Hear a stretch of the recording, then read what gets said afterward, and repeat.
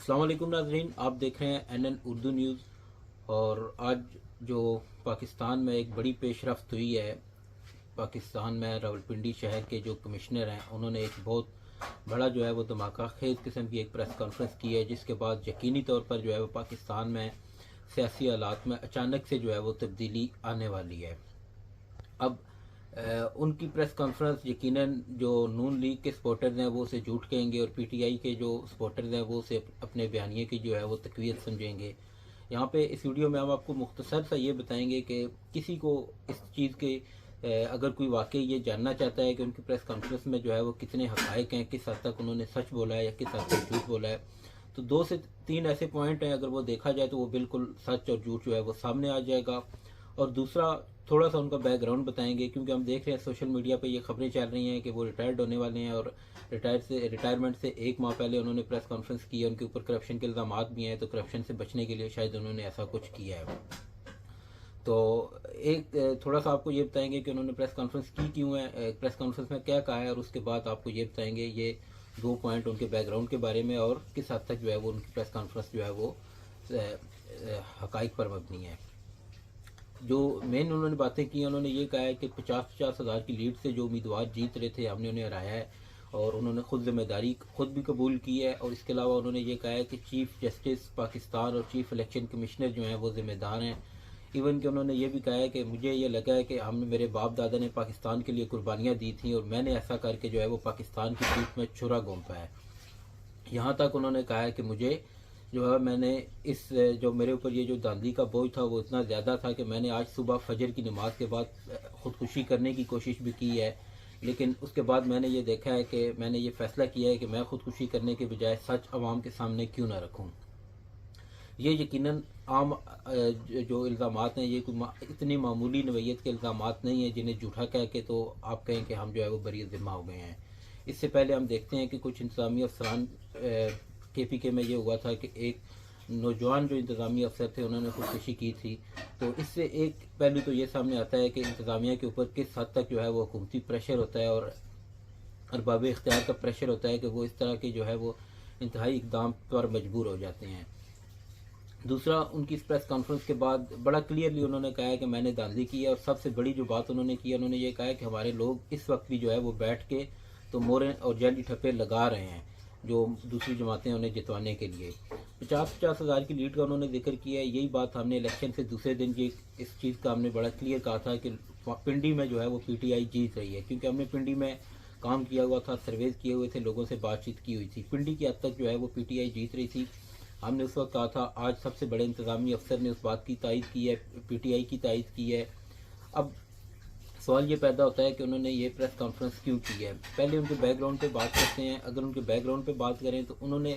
इससे पहले जहाँ जहाँ पे भी उन्होंने बतौर कमिश्नर या इससे पहले जो जो जिस अहदे पे वो रहे हैं, उन्होंने वहाँ पे उस शहर के लिए जो है वो काम, तरक्याती काम और उसकी बेहतरी के लिए जो है वो बहुत सी कोशिशें की हैं। पिंडी में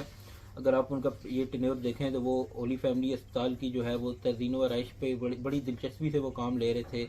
इसके अलावा रिंग रोड पे जो है हमारे जो ज़राए हैं वो ये इसकी तस्दीक करते हैं कि वो 16-16 घंटे जो है वो काम कर रहे थे। तो एक ऐसा अफसर जो मुल्क के लिए और अपने शहर के लिए 16-16 घंटे 16-16 घंटे जो है वो काम कर रहा है, वो इस तरह की मेरा नहीं ख्याल कि इल्ज़ाम साजी की जो है वो इस तरफ जाएगा। अब सवाल ये है कि उनकी ये कैसे यकीन किया जाए कि उन्होंने सच बोला है या झूठ बोला है। उन्होंने अपनी प्रेस कॉन्फ्रेंस में एक जुमला कहा है, अगर उसको आप और से सुने और उस पर अमल दरामद कर दें तो जिस तरह आज मोहसिन नकवी साहब ने जो है वो इंक्वायरी कमेटी बना दी है, उससे इंक्वायरी कमेटी जो है वो अगर सिर्फ उस चीज़ पर काम करे तो सच और झूठ जो है वो बिल्कुल सामने आ जाएगा। उन्होंने ये कहा है कि दोबारा इलेक्शन कराने की ज़रूरत नहीं है, कुछ भी करने की ज़रूरत नहीं है, सिर्फ जो है वो फॉर्म 45 को सामने ले आएँ पिंडी के हलकों का, तो वो आपको बिल्कुल सच सामने आ जाएगा। ये वही फॉर्म 45 है जिसका मुतालबा PTI करती आ रही है, सोशल मीडिया पे मुतालबा किया जा रहा है, हर जगह पे पूछा जा रहा है कि फॉर्म 45 जो है वो सामने लाएं। अगर एक इंतज़ामी अफसर जो है वो, क्योंकि उनकी निगरानी में सारा काम हुआ है, अब कुछ लोग कह रहे हैं जी कि वो रिटर्निंग अफसर तो नहीं थे, लेकिन उनकी निगरानी में सब कुछ हो रहा था। उन्होंने अपनी प्रेस कॉन्फ्रेंस में ये भी कहा है कि मैंने जब अपने कुछ मातहत लोगों को ये गलत काम करने के लिए कहा तो वो रो पड़े। मतलब इस हद तक जो है वो प्रेशर था उनके ऊपर।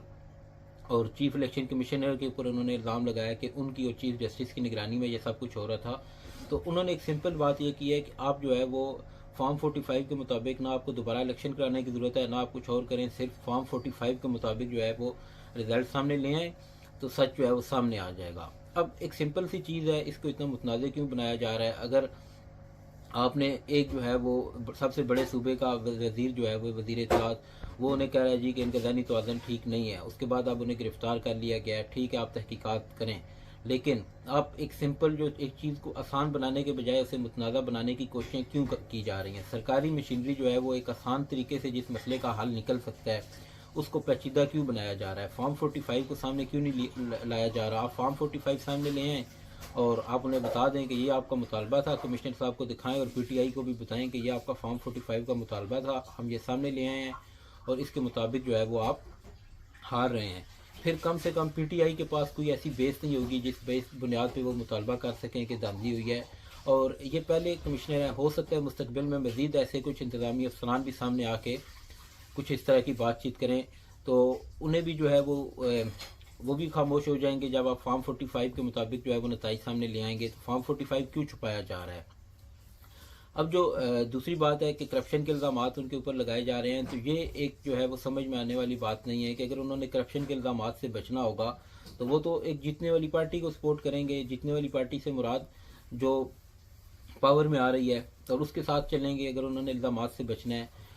ये आज ऐसा तो पाकिस्तान की तारीख में कभी भी नहीं हुआ कि एक आदमी किसी ऐसी पार्टी के ख़िलाफ़ बोले जो हुकूमत में आने वाली है मुमकिना तौर पर, और बाद में फिर उसे ये कहा जाए कि इसने करप्शन से बचने के लिए ये काम किया है। ऐसी बातें करने वाले जो हैं वो ख़ुद थोड़ा सा अक्ल और शऊर का मुज़ाहरा करें कि ये करप्शन के जिनके ऊपर इल्ज़ाम होते हैं वो पावर में आने वाली जमातों को सपोर्ट करते हैं। पावर में आने वाली जमातों के ख़िलाफ़ बोल के तो घर नहीं जाते और फौरी तौर पर उन्हें गिरफ़्तार भी आज